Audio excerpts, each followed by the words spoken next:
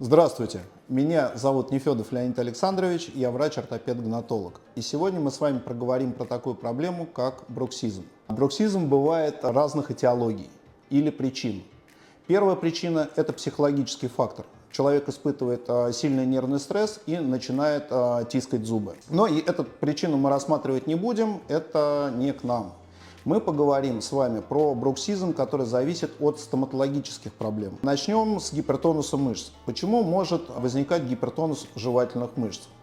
Гипертонус жевательных мышц может появляться из-за стираемости зубов. Вторая причина появления бруксизма – это смещение челюсти по горизонтали вправо-влево.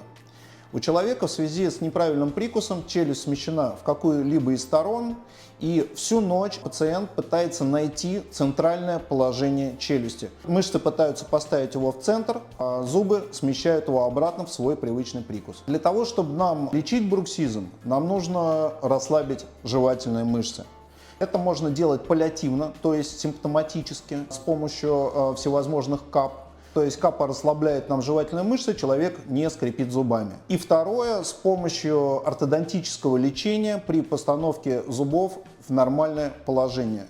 У человека зубы начинают смыкаться нормально, человек перестает скрипеть зубами ночью. И если ваши родственники говорят вам, что вы скрипите ночью зубами, приглашаем вас на консультацию, чтобы исключить стоматологические проблемы.